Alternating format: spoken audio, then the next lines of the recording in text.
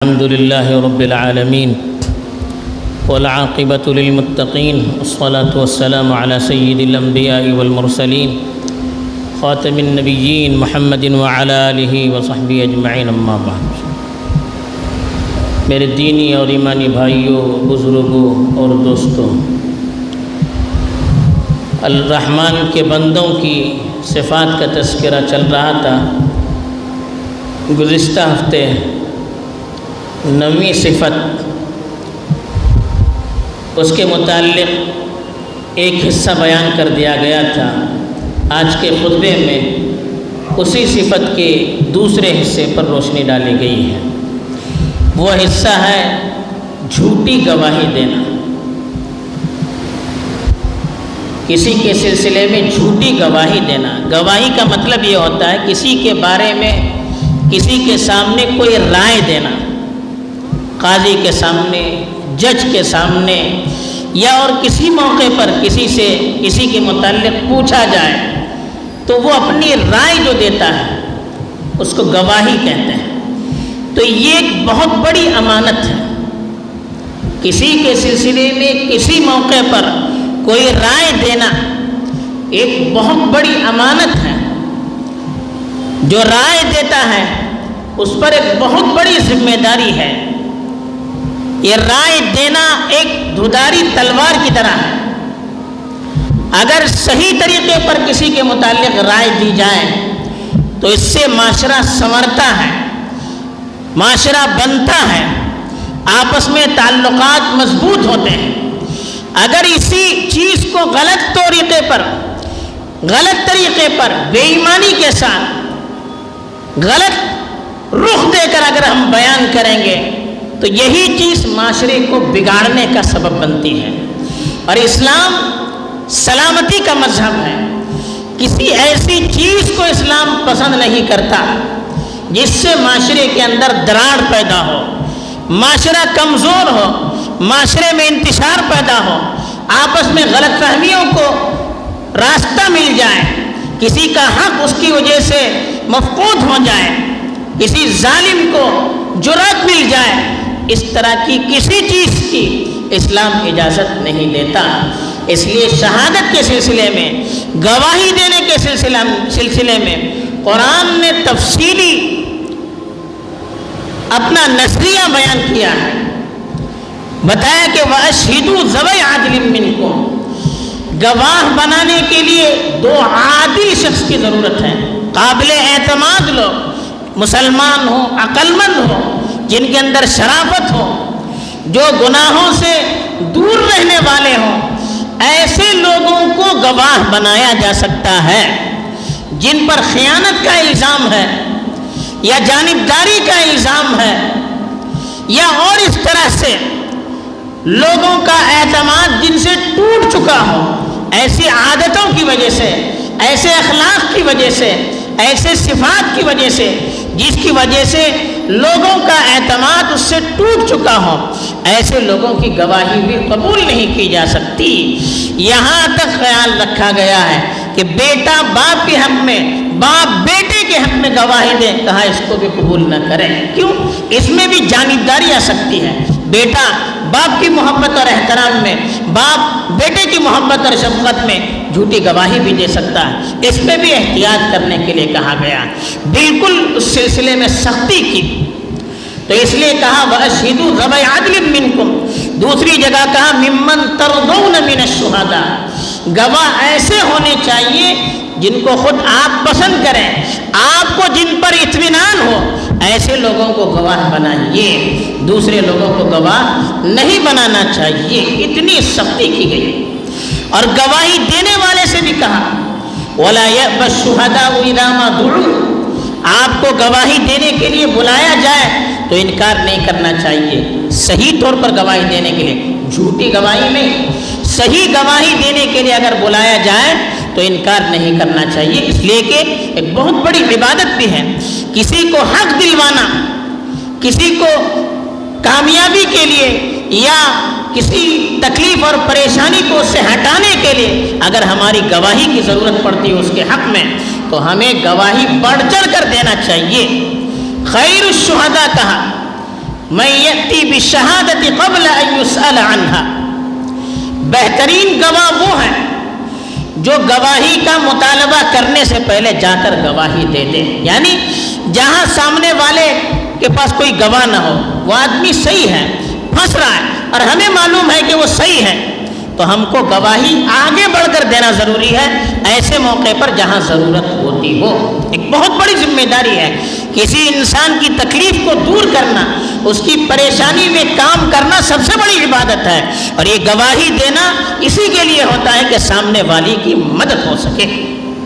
تو اس لیے کہا وَلَا تَكْتُمُوا الشَّهَادَةَ، گواہی کے لیے بلایا جائے تو پھر پیچھے نہیں ہٹنا چاہیے. لیکن اس کے ساتھ کہا جس بات کی آپ کو تحقیق نہ ہو اس کی پھر گواہی نہیں دینی چاہیے. وَلَا تَقْفُ مَا لَيْسَ لَكَ بِهِ عِلْمٌ، جس بات کی آپ کو تحقیق نہیں ہے، اس کے سلسلے میں وضاحت معلوم نہیں ہے، پھر اس کے پیچھے مت پڑیے، پھر اس کی گواہی دینے کی آپ کو ضرورت نہیں ہے. اس لیے کہا گیا إِن جَاءَكُمْ فَاسِقٌ بِنَبَإٍ فَتَبَيَّنُوا، اگر کوئی ایسا شخص جو قابل بھروسہ نہیں ہے وہ اگر گواہی دینے کے لیے آتا ہے، اس کی تحقیق کرنی چاہیے، اس کی تحقیق کرنی چاہیے. بغیر گواہی کے، بغیر تحقیق کے کسی کی گواہی کو قبول نہیں کرنا چاہیے. بہت بڑا مسئلہ ہے، پورے معاشرے کا مسئلہ ہے، کسی کی عزت کا مسئلہ ہے، خاندان کا مسئلہ ہے. ہماری ذرا سی لاپرواہی سے کبھی کبھی پورا خاندان تباہ ہو سکتا ہے، ذرا سی لاپرواہی سے معاشرے کے اندر انتشار پیدا ہو سکتا ہے، ذرا سی لاپرواہی سے کسی پر تہمت لگائی جا سکتی ہے، کسی کی جان چلی جا سکتی ہے، کوئی جیل میں جا سکتا ہے، کسی کی بہت بڑی دولت کا نقصان اور گھاٹا ہو سکتا ہے ذرا سی ہماری غفلت کی وجہ سے.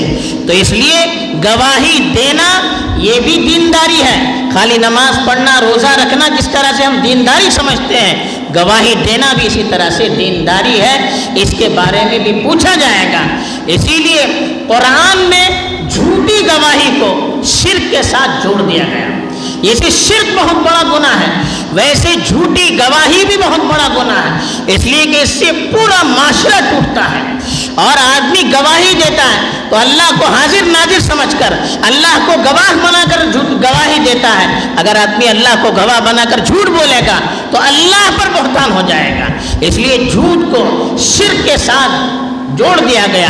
فاجتنبوا الرجس من الاوثان واجتنبوا قول الزور، کہا کہ بت پرستی کی گندگی سے بچیے.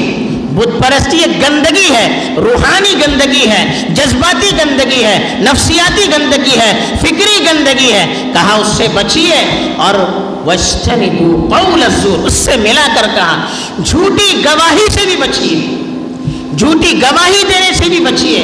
بلکہ ایک حدیث میں اس کو کبیرہ گناہ کہا گیا جو بغیر توبے کے قبول نہیں ہوتی ہے. تو اس میں کہا گیا الا انبئکم باکبر الکبائر. ایک مرتبہ پوچھا اللہ کے رسول صلی اللہ علیہ وسلم نے کہ میں تمہیں بڑے گناہوں کے متعلق بتاؤں؟ صحابہ نے کہا ہاں ہاں بتائیے. تو اس میں پہلی بات کہی الاشراک باللہ، اللہ کے ساتھ کسی کو شریک قرار دینا. دوسری بات بتائی حقوق الوالدین، والدین کی نافرمانی کرنا.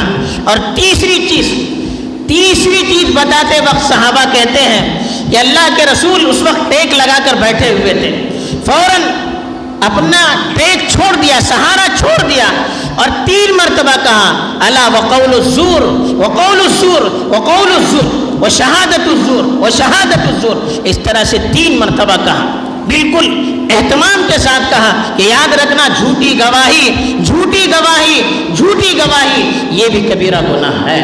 شرک کے ساتھ جوڑ کر اس کو بیان کیا گیا، اس لیے کہ اس کا اثر پورے معاشرے پر پڑتا ہے، اس کا اثر پوری اجتماعی زندگی پر پڑتا ہے، پورے خاندان پر پڑتا ہے. اب جو آدمی گواہی دیتا ہے، کیوں دیتا ہے جھوٹی گواہی؟ بہت سارے اسباب ہیں. آدمی کبھی اپنے سامنے والے کی مدد کے لیے، کسی کو فائدہ پہنچانے کے لیے جھوٹی گواہی دیتا ہے، کبھی اپنے فائدے کے لیے دیتا ہے، میں اس کے بارے میں جھوٹی گواہی دوں گا، مجھے پیسہ ملے گا، مجھے عہدہ ملے گا، میری عزت اس کی نگاہ میں بڑھ جائے گی۔ خاص طور پر ایسے لوگ جن کا معاشرے میں کچھ وزن ہوتا ہے، اگر ان کے بارے میں جا کر ہم گواہی دیں گے تو اس کی وجہ سے میری عزت میں اضافہ ہوگا، میرے مقام میں اضافہ ہوگا، مجھے پیسہ ملے گا۔ یہ حرام ہے، اگر پیسہ ملتا ہے تو وہ حرام، عہدہ ملتا ہے تو وہ حرام، عزت ملتی ہے وہ بھی ناجائز عزت ہے، اس عزت کا کوئی فائدہ نہیں رہتا ہے۔ تو آدمی عام طور پر ان چیزوں کی وجہ سے جھوٹی گواہی دیتا ہے۔ اب جھوٹی گواہی کے جو میدان ہیں بہت سارے ہیں، ہم سمجھتے ہیں کہ قاضی کے سامنے یا جج کے سامنے جھوٹی گواہی دینا یہ جھوٹی گواہی ہے، یہ تو ہے ہی۔ اس کے ساتھ ساتھ معاشرتی زندگی میں بہت سی ایسی چیزیں ہیں جو جھوٹی گواہی کے طور پر مانی جاتی ہیں۔ آدمی کاروبار کرتا ہے، کاروبار میں اپنی چیزوں کو جھوٹ موٹ اس کی صفات بیان کرتا ہے، یہ بھی تو جھوٹی گواہی ہے۔ ڈپلیکیٹ چیز ہے اس کو اوریجنل بنا کر پیش کرتا ہے، اس کی بڑی اچھی اچھی صفات بیان کرتا ہے، حالانکہ بالکل ڈپلیکیٹ ہے، یہ بھی جھوٹی گواہی میں آتے ہیں۔ آدمی دلالی کرتا ہے گاڑی کی، جگہ کی، اب اس میں بھی کمتر چیز کو، کوئی چیز اچھی نہیں ہوتی لیکن اس کو بڑا چڑھا کر پیش کرتا ہے، یہ بھی تو جھوٹی گواہی ہے۔ کسی کے حق میں آدمی سے رائے طلب کی جاتی ہے، اس میں اگر اپنی طرف سے جھوٹی بات بتاتا ہے، یہ بھی تو جھوٹی گواہی ہے۔ اس طرح کی بہت ساری چیزیں ہیں جو معاشرے میں رائج ہیں، ہماری توجہ اس پر نہیں جاتی ہے، ہم چند پیسوں کے لیے، چند عہدوں کے لیے اس طرح کی بہت ساری چیزوں کو کر گزرتے ہیں اور ہمیں پتہ بھی نہیں چلتا ہے کہ ہم شرک کے دروازے تک پہنچ جاتے ہیں، ہم جھوٹ کے اعلیٰ مقام تک پہنچ جاتے ہیں، ہمیں احساس نہیں ہوتا ہے۔ تو اس پر خاص طور پر توجہ دینے کی ضرورت ہے، اس لیے کہ اس کا نقصان پورے معاشرے پر ہوتا ہے۔ آپ یہ کے بارے میں جھوٹی گواہی دیجئے، اس کی عزت مٹی میں مل جاتی ہے۔ جھوٹی گواہی سے ایک مجرم وہ بری ہو جاتا ہے اور ایک بری شخص مجرم ہو جاتا ہے۔ جھوٹی گواہی سے کسی کی عزت خاک میں مل جاتی ہے، جھوٹی گواہی سے میاں بیوی میں کبھی طلاق ہو جاتا ہے، جھوٹی گواہی سے کسی کی پراپرٹی ضائع ہو جاتی ہے اور جھوٹی گواہی سے کسی کو ناجائز پراپرٹی مل جاتی ہے۔ یہ سب کیا طریقے ہیں؟ اس کی وجہ سے پورا معاشرہ گندگی کے اندر اور برائی کے دلدل کے اندر پھنس جاتا ہے۔ اس لیے اسلام نے بڑی سختی سے روکا ہے، اس معاشرتی پہلو پر خاص طور پر توجہ دینے کی ضرورت ہے۔ اسی لیے قرآن نے جو نیک بندوں کی، رحمان کے بندوں کی صفت بیان کی کہ والذین لا یشہدون الزور، کہ یہ لوگ جھوٹی گواہی نہیں دیتے ہیں، چاہے دنیاوی طور پر کتنا فائدہ ہو، کبھی اس طرح کی گواہی نہیں دیتے ہیں۔ ہمیں معاشرے کے اس پہلو پر خاص طور پر توجہ دینے کی ضرورت ہے۔ اللہ تعالیٰ اس برائی سے میری بھی حفاظت فرمائے، آپ کی بھی حفاظت فرمائے، پوری ملت کی حفاظت فرمائے اور اس کے برے اثرات سے پورے معاشرے کو محفوظ فرمائے۔ آمین۔ وآخر دعوانا الحمد للہ رب العالمین۔